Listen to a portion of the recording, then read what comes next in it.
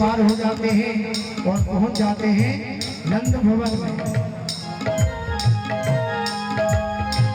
लेके पार भये घनश्याम पहुंचे जाए नंद के धाम।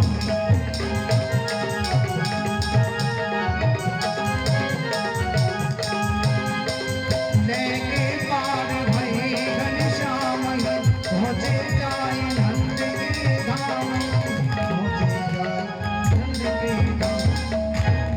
उधर माँ यशोदा लेटी हुई थी, उनकी बगल में वही कन्या लेटी हुई थी योग शक्ति रूपी, जो भगवान ने अपनी माया द्वारा भेजी। विचार करते हैं, मेरे लाल मुझे भूल नहीं जाना बेटा। मैं बड़ा ही अभागा पिता हूँ, जो अपनी संतान की स्वयं रक्षा न करके आज मैं उसे दूसरे के द्वारे पर छोड़ के जा रहा हूँ।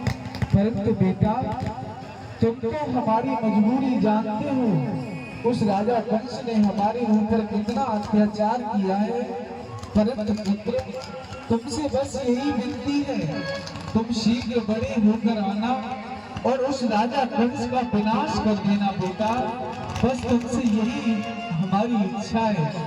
क्यों नहीं, अब मुझे शीघ्र अतिशीघ्र मथुरापुरी के लिए चलना चाहिए, क्योंकि राजा कंस के किसी भी सेवक को यदि पता चल गया तो राजा कंस मुझे समाप्त कर देगा।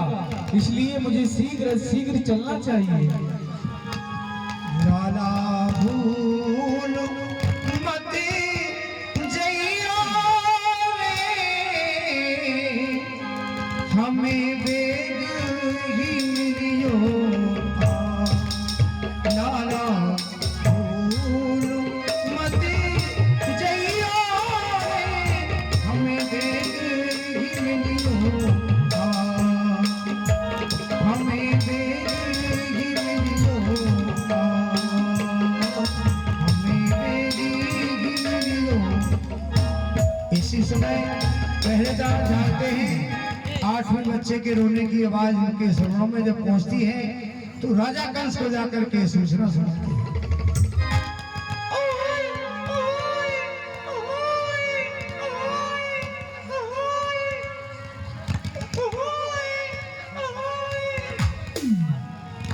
बच्चे की रोने की आवाज आ रही है। अरे किसका बच्चा रो रहा है? अरे किसका बच्चा रो रहा है? उसके पापा को दूध पिलाओ। अरे दीवान जी, हाँ जी, महाराज से जाकर कहो 8वें पुत्र की जगह पुत्री का जन्म हुआ है। कौन हुआ है? अरे बेटी हुई है। बेटी? हाँ लड़की? हाँ। क्यों? अब हमें नहीं पता ये। 8वें गर्भ में लड़का पैदा होने वाला था, ये लड़की पैदा क्यों हो गई है? हमें नहीं पता। नहीं पता? नहीं। एक काम करो, हाँ, लड़की को वापस करो, लड़का पैदा करो। अरे ये हमारे हाथ की बात नहीं है। नहीं है? नहीं। कोई बात नहीं है, जा रहे हैं।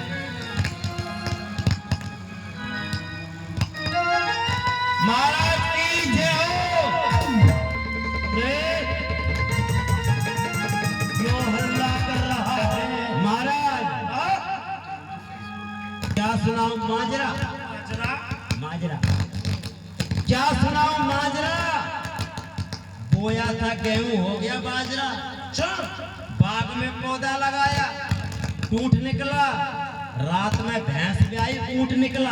अरे तूने जो बोला है ना जी, ये हमारी समझ में नहीं आया। नहीं आएगा, क्योंकि हम तो ऐसा जानते हैं, जैसा बोओगे हाँ, वैसा ही पाओगे। नहीं, गेहूं बोओगे तो गेहूं मिलेगा। नहीं मिलेगा।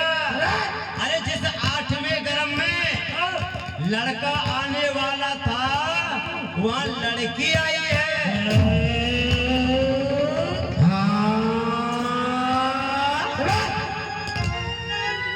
नकल कर रहा है हमारी। बता रहा हूँ जी, गलती हो गई। आने वाला था लाल जी, परंतु लाली आई है। आने वाला था काल, परंतु काली आई है। परंतु कोई भी हो, जो भी आया हो जी हम उसे छोड़ेंगे नहीं। चलो कारागार पर हम उसे समाप्त कर देंगे। चलिए। कन्या ले तब देवकी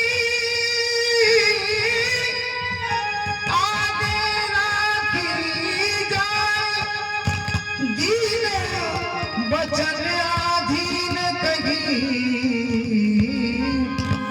कंसही कही सुना। दीवार देवकी वसुदेव को कारागार से बाहर निकाला जाए। बाहर निकालो, चाबी नहीं है। निकालो निकालो।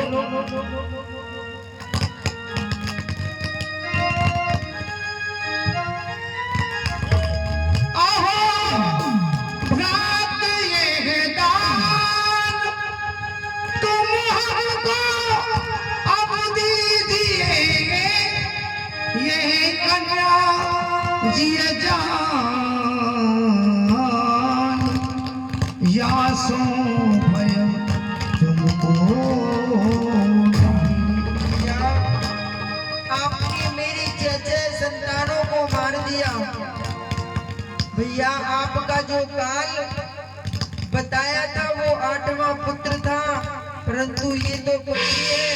मैं अपनी झोली फहरा करके आपसे भीख मांग रही हूँ, आप मेरी इस कन्या को जीवदान दो। क्या कह रही है? जीवदान? भैया अरे मैं कोई दानी नहीं जो तुझे दान दे दूंगा।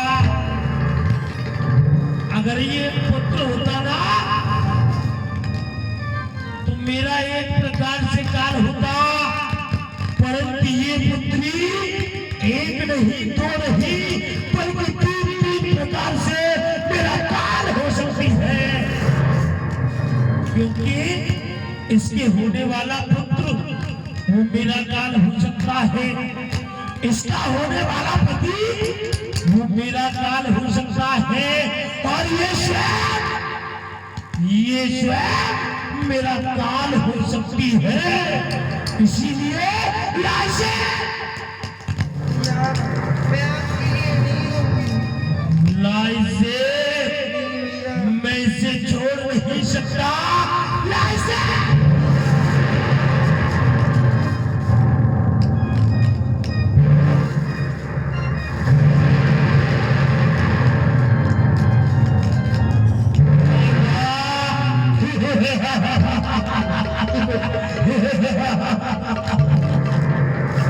अरे देवता, ये मेरा काल है।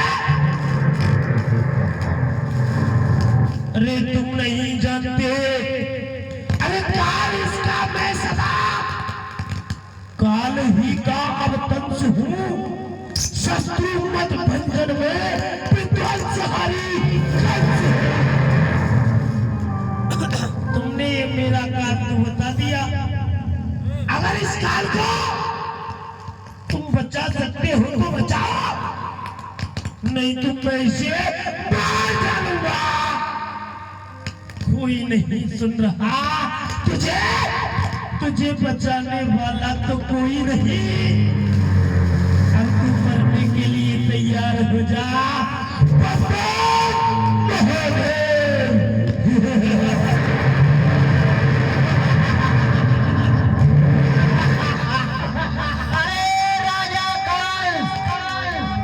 मुझे क्या मारेगा? मुझे मारने वाला ब्रजमंडल में प्रकट हो गया।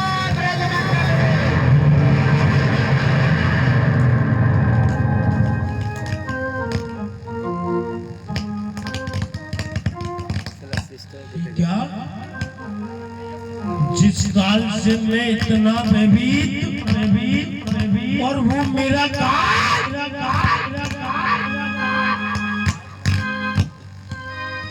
मेरी कारागार से भाग गया। बहन देवकी रो रही है। बहन देवकी, अरे मैं तेरे 6 पुत्रों को चर गया उससे पहले ये कंस ही क्यों ना मर गया। ए आकाश वालों, मैं ही हूं, अरे जिसने तुमको मारा है। उठा लो नरक के कीड़ों, यही भोजन तुम्हारा है। ए आकाश वालों, मैं खड़ा हूं तुम्हारी रक्षा में। एक बार पुकार करके कह दो, कंस नहीं था हमारी हत्या में। बहन देवकी रो, तू आज इतना रो कि तेरे रोने से यहाँ एक तालाब बन जाए। अरे तालाब ही नहीं, यहाँ एक नदी बह जाए, उसमें ये तेरा पापी भाई कंस डूबकर मर जाए। बहन देवकी, मैंने तेरे पुत्रों को वृथा में ही मार दिया। अरे जिनका तो कोई दोष ही नहीं था। विधाता की गति मति का पार आज तक किसी ने नहीं पाया। मेरे अपराध को क्षमा कर बहन।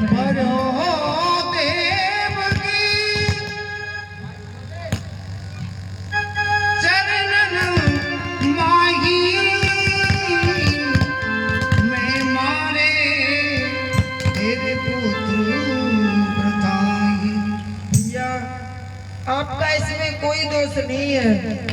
विधाता ने हमारे भाग्य में लिखा था, हमने वही भोग लिया है। शायद विधाता ने हमारे जीवन में संतान सुख नहीं लिखा था। आपका इसमें कोई दोष नहीं है। धन्य है बहन देवकी।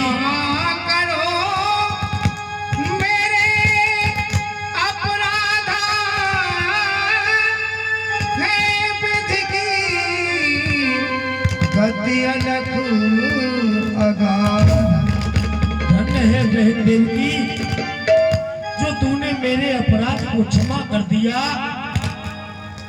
पूजनीय वसुदेव, आप भी मेरे अपराध को क्षमा करें। वास्तव में आप सत्यवादी हैं। अरे मैं महानीच हत्यारा हूँ। इस पाप पुण्य की बाजी में आप जीत गए, मैं हारा हूँ। आप भी मेरे अपराध को क्षमा करें। इसमें आपका कोई दोष नहीं है, सब हमारे भाग्य का दोष है। आप खड़े हो जाइए।